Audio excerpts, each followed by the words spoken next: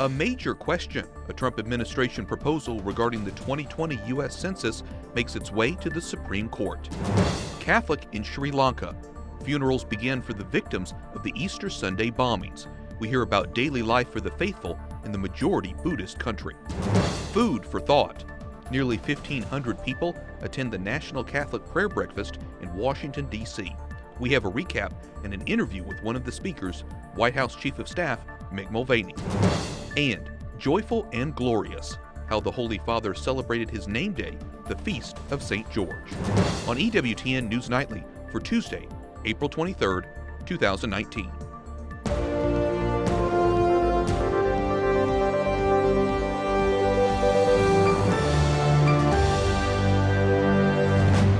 Good evening from Washington, D.C., and thank you for joining us for News from a Catholic Perspective. I'm Wyatt Goolsby, in for Lauren Ashburn. The Supreme Court considers adding a question about citizenship back to the 2020 census. Justices seem to fall along political lines today during oral arguments at the High Court.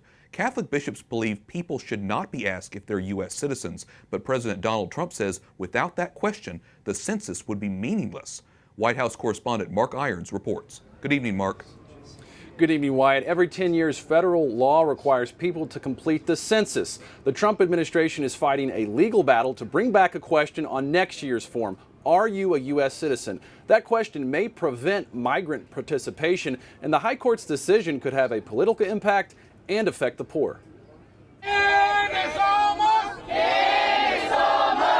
Protests outside the Supreme Court today as arguments continued inside over a coming decision that could affect the distribution of representatives in Congress and the allotment of federal money over the next decade. States all across this country will lose resources, federal resources, as a result of an undercount. And states with a large number of immigrants who tend to vote for Democrats could go undercounted.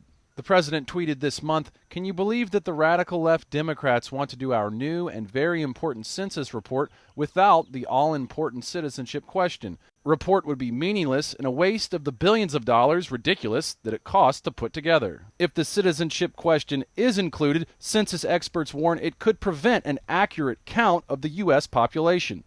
Does the president believe an accurate count of how many people live in the U.S. isn't necessary? Absolutely. I mean, he wants to know who's in this country, and I think as a sovereign nation, we have that right. It's been a question that's been on the census for decades. But the U.S. Conference of Catholic Bishops believes the citizenship question could harm migrant communities in need. Adding census data helps direct more than $800 billion annually to key programs designed to advance the common good, strengthen families, and reduce poverty. For the bishops, this is not an issue of politics. Ashley Feasley is the USCCB Policy Director of Migration and Refugee Services. She says there is particular concern for children who are U.S. citizens living in mixed-status families. This is an issue of making sure that everybody's counted so we can have some of these poverty prevention programs and child protection programs accurately administered by the federal government. Democratic presidential candidate Elizabeth Warren says by adding what she calls an unnecessary citizenship question, the Trump administration is fanning the flames of hate and bigotry and jeopardizing census accuracy. Wyatt? Mark, when can we expect the High Court's decision? The Supreme Court doesn't have a lot of time to debate this, Wyatt. A decision is expected this June, so there's time to print the census forms for the population count next spring. Wyatt? White House correspondent Mark Irons reporting. Thanks, Mark. White House senior advisor Jared Kushner is downplaying Russian interference in the 2016 presidential election. Kushner, also President Trump's son-in-law, describes Moscow's involvement as, quote, buying some Facebook ads to try and sow dissent. He also says the special counsel's investigation was a big distraction for the country. Democrats are reacting differently to the special counsel's report. Last night, presidential candidate Kamala Harris said the president should be impeached. President Trump will make an official visit to Britain in June. The President and First Lady will be guests of Queen Elizabeth II. President Trump visited the United Kingdom last summer, where he spoke to the Queen and Prime Minister Theresa May, but it was not an official state visit. The Philippines is rocked by a second earthquake in as many days. Today's quake was a 6.4 magnitude. There were no immediate reports of injuries or major damage. Workers continue the cleanup from yesterday's disaster, which killed 16 people and left extensive damage to an airport near Manila. Clark Freeport Airport remains closed because of damaged check-in areas and ceilings. Funeral masses were held on the island nation of Sri Lanka as family and friends mourned the victims of the Easter Sunday bombings. Mourners and relatives prayed with the clergy as coffins were carried down the aisle at St. Sebastian Catholic Church. Cardinal Malcolm Ranjith, the Archbishop of Colombo, says at least 110 people were killed at the church, located in a seaside fishing town. The total death toll from Sunday's attacks has risen to 310. Joining us now from Rome is Msgr Neville Joe Perera. He's the National Coordinator for Sri Lankan Catholics in Italy. Msgr, you've lived in Italy for over 30 years. The Sri Lankan Catholic community in Italy is about 100,000 people, a good amount. How are you and your community coping after the Easter attacks? Actually, when the attack came, I was at Lourdes with 4,000 Sri Lankan migrants who are working in Italy. We went to our annual pilgrimage to Lourdes, but in the morning around 5:30, I got the news that something is happening and the churches are burning in Sri Lanka and the hotels. Then I was a bit worried, then I was trying to phone. But fortunately, after about 1.5 hours, our eminence, Cardinal Malcolm Ranjith, he's a good friend of mine, he phoned me and told that the situation is very bad. The Kochikade, that is Colombo, St. Anthony's church is about 28 people in the morning. And then at St. Sebastian Church, Katuapitia, Nigombo, they have at that moment they have found only about 38. But now it has doubled and you know very well now it has come up to 310. And I know so many people around the world are praying for the community there.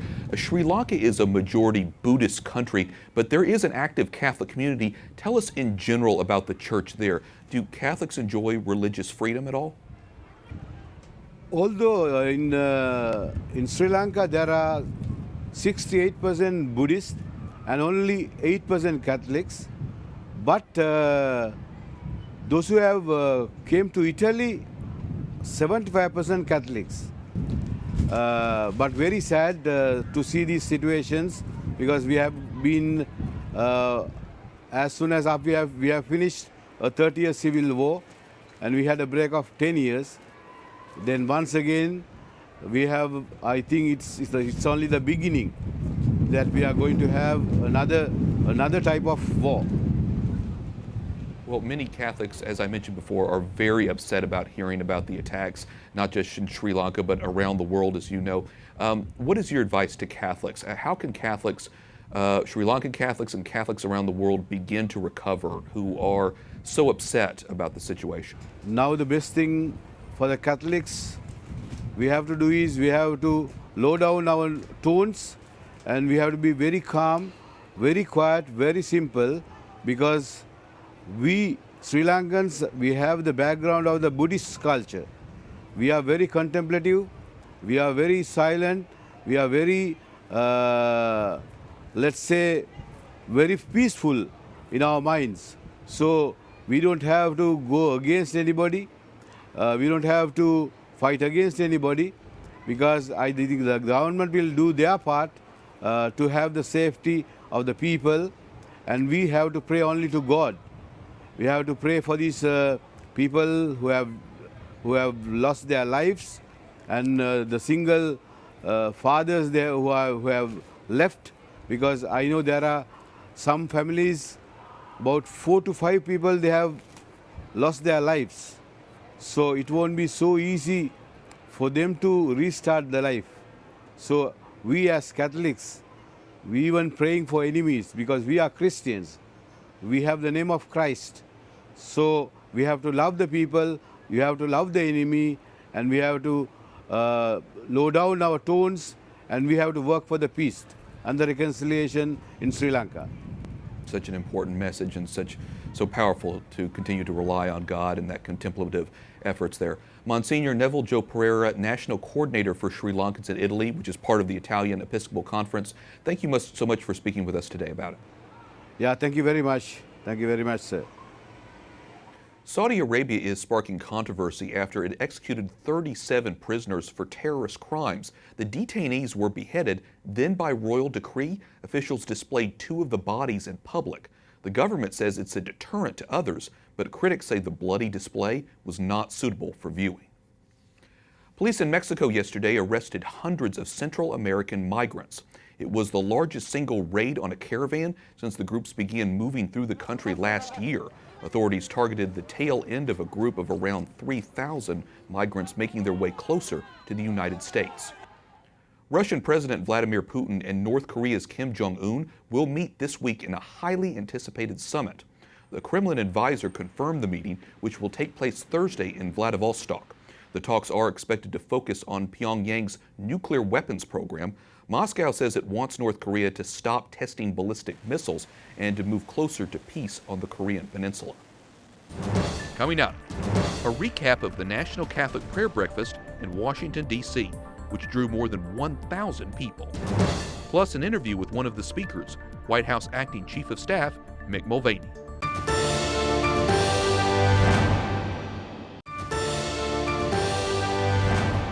Welcome back. I'm Wyatt Goolsby, in for Lauren Ashburn.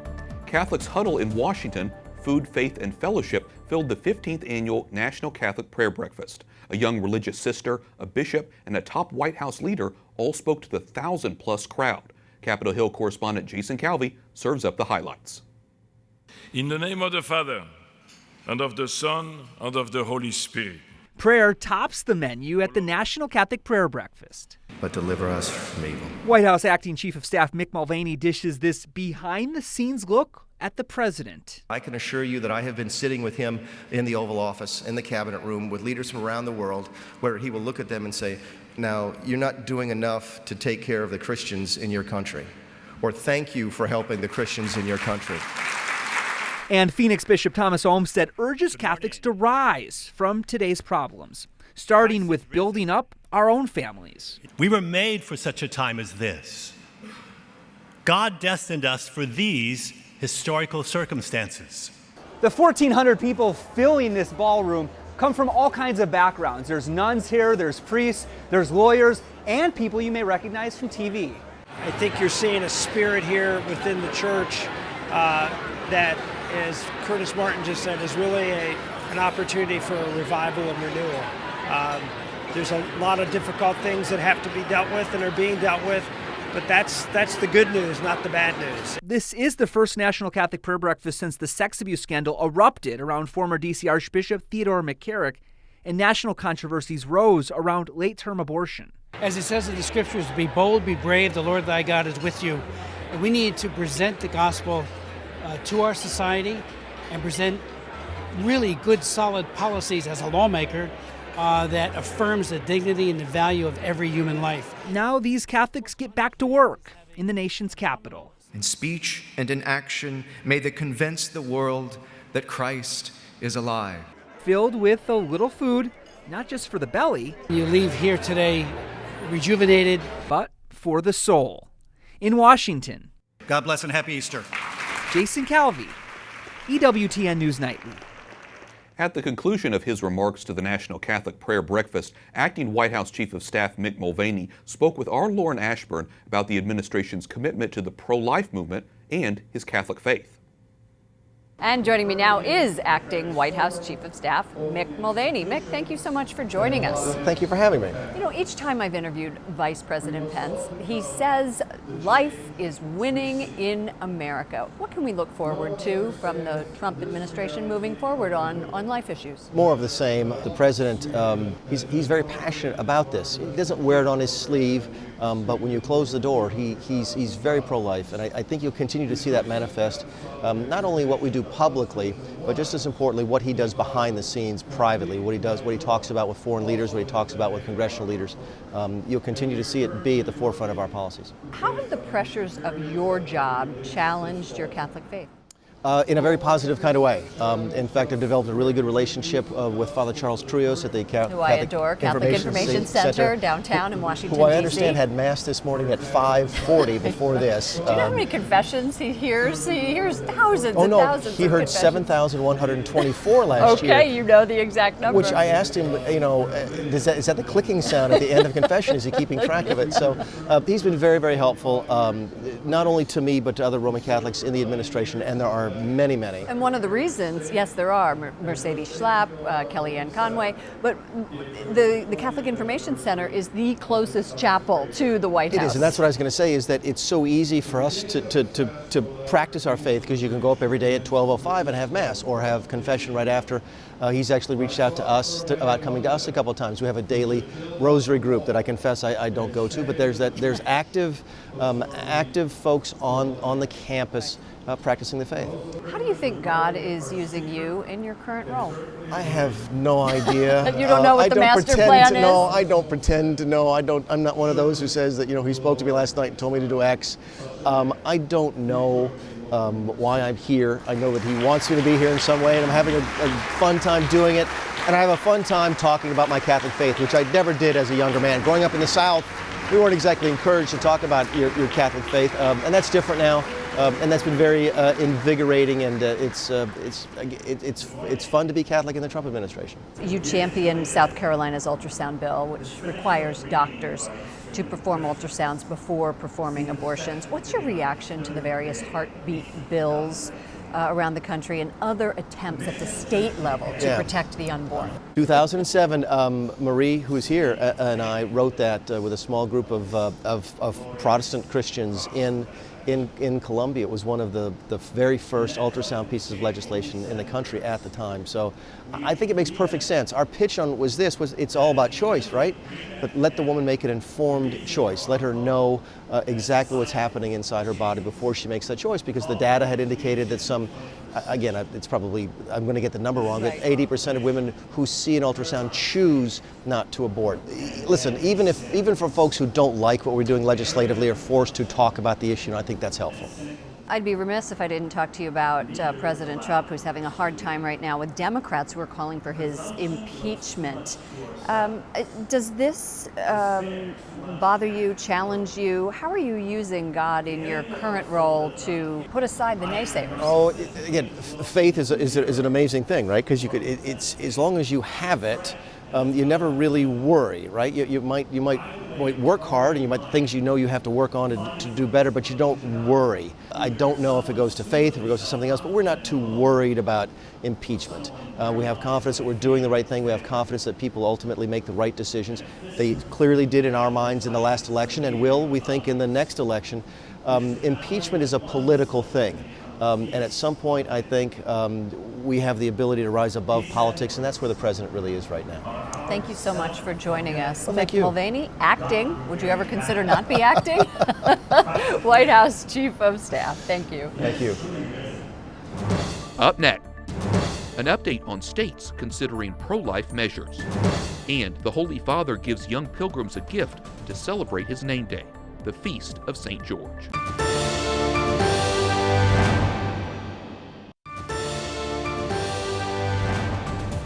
Welcome back. I'm Wyatt Goolsby, in for Lauren Ashburn.